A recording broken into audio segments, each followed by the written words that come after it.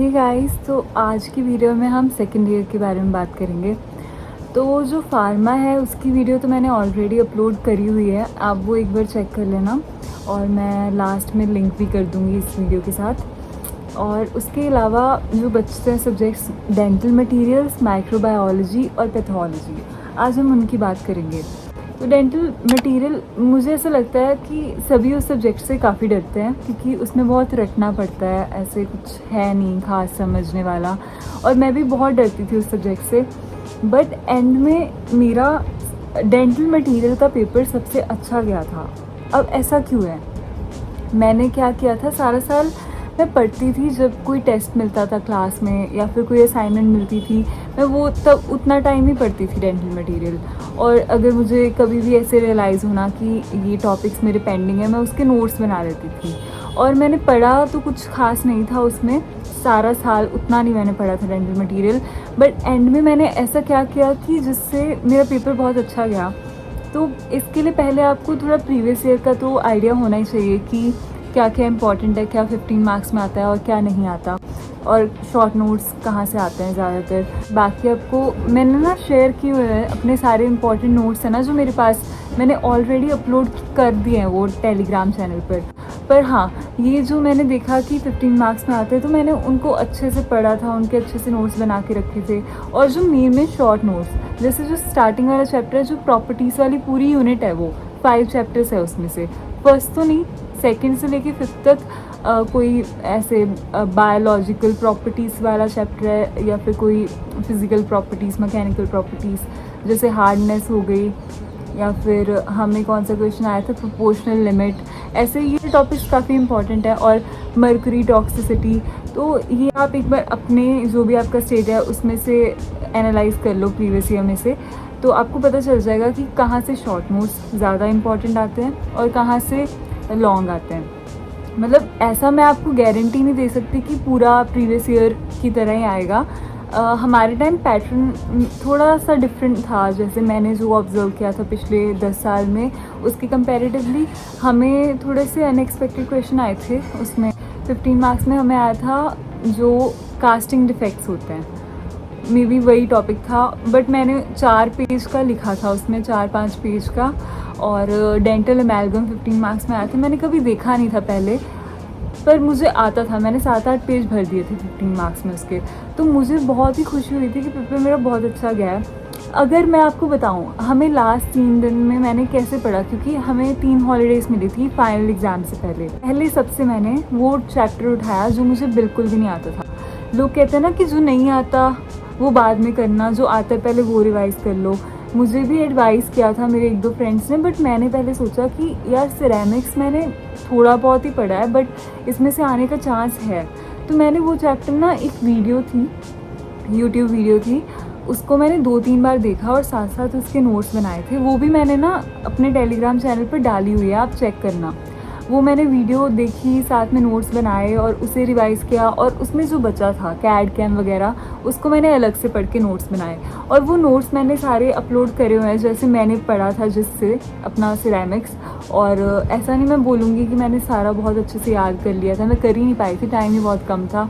पूरी क्लासिफिकेशन है जो सिरेमिक्स की, वो बहुत ही बड़ी है, वो याद करनी तो टफ थी मेरे लिए, बट फिर भी मेरी अंडरस्टैंडिंग इतनी अच्छी हो गई थी ना, उस चैप्टर में से हमें 2-3 क्वेश्चन आए थे और वो तीनों ही क्वेश्चन मुझे अच्छे से आते थे। जिरकोनिया और ऐसे 1-2 टॉपिक्स थे, और टाइटेनियम, वो चलो वो तो उसमें भी है, इम्प्लांट वाले चैप्टर में भी, बट फिर भी मुझे काफ़ी ऐसे सेटिस्फेक्शन सी मिली कि अच्छा किया मैंने पहले सिरेमिक्स कवर कर लिया।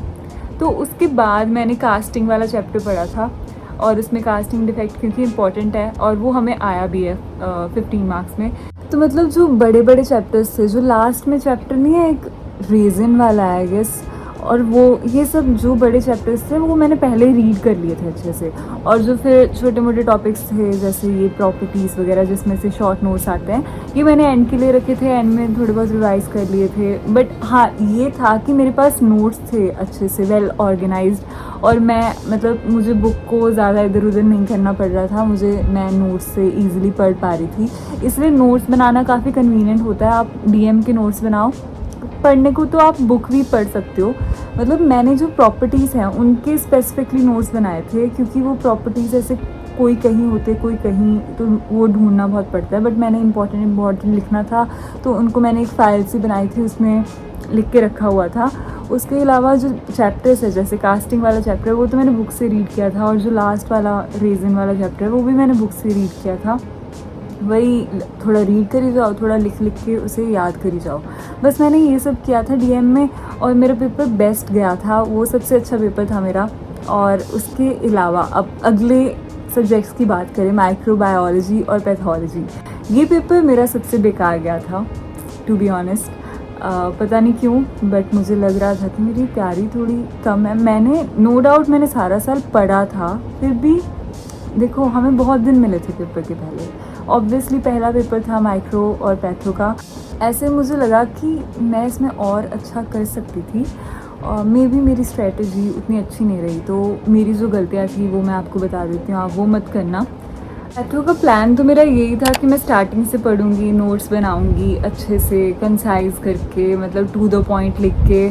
तो गलती मैंने ये कर दी कि मैंने जो इसमें फ्लो चार्ट्स वगैरह होते हैं बस उतना ही लिखा, और थोड़े बहुत जो डायग्राम्स उसमें दिए होते हैं, जैसे फिजियोलॉजी पढ़ने को बोला है मैंने आपको पहले, जैसे मैंने फिजियोलॉजी पढ़ी थी वैसे ही मैं पैथो पढ़ने लग गई, तो वो मेरी गलती थी। मैंने नोट्स बनाए प्रीवियस ईयर के अकॉर्डिंग किया, जो क्लास में होता था उसको कंसाइज करके लिख लेना, बस इतना मैंने किया। फिर मुझे रियलाइज़ हुआ बहुत ही जब लेट हो चुका था तब, कि मैं बहुत गलत पढ़ रही थी। पैथोलॉजी बहुत इंपॉर्टेंट सब्जेक्ट है, हमें आगे तक काम आएगा।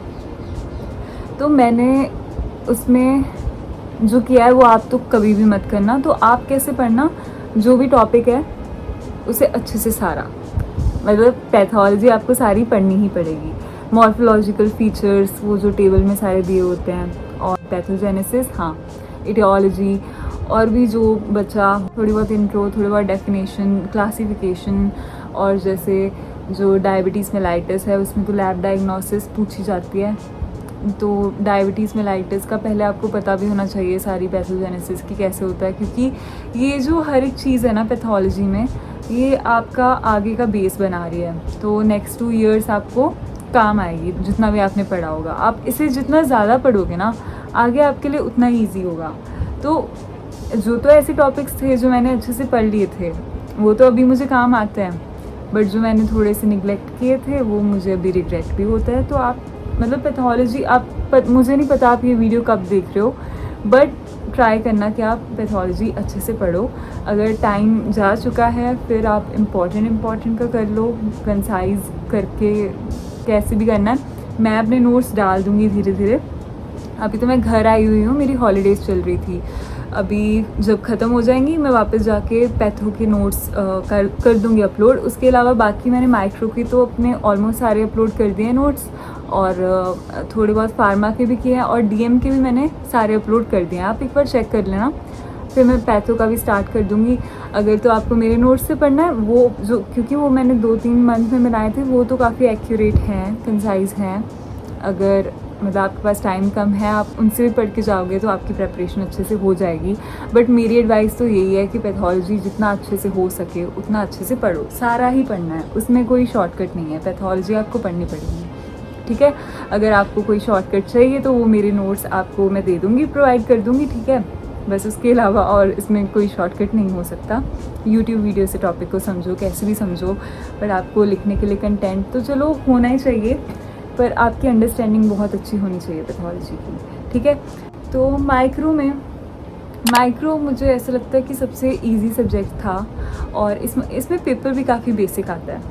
इसमें आता है 15 मार्क्स का क्वेश्चन फर्स्ट या फिर सेकंड यूनिट से, तो आप वो यूनिट्स को स्ट्रॉन्ग रखो।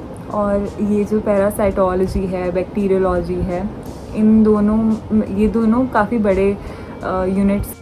नो डाउट आपको अंडरस्टैंडिंग होनी चाहिए इन टॉपिक्स की, बट ऐसा नहीं है कि अगर आपने ये नहीं पढ़ा तो आप माइक्रो पास नहीं कर पाओगे।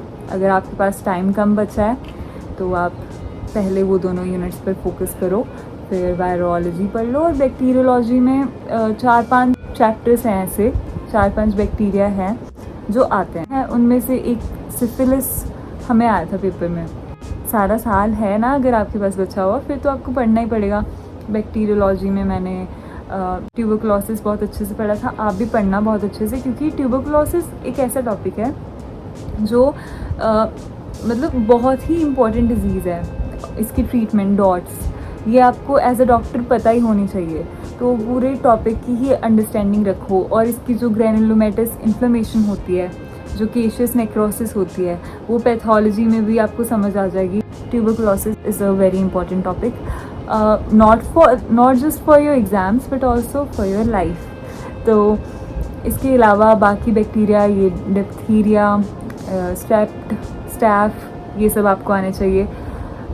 पढ़ना कैसे है मैंने आपको बता दिया, बस वो 2 यूनिट्स को स्ट्रॉन्ग रखो, पढ़ते जाओ, रिवाइज करते जाओ, लिख के पढ़ो, कैसे पढ़ो, बस आपको पढ़ना है। मैंने आपको इम्पॉर्टेंट टॉपिक्स बता दिए, पढ़ना तो आपका अपना वे होगा ही, उस हिसाब से पढ़ो। तो I think I have covered almost everything, जो भी सेकेंड ईयर में आपको जैसे भी स्ट्रेटजी रखनी है। और अगर कोई डाउट हो, कोई आपको स्पेसिफिक चीज़ मुझसे पूछनी हो तो आप मुझे बता देना, मैं उस पर वीडियो बना दूँगी। So for now this is it, I see you in the next one.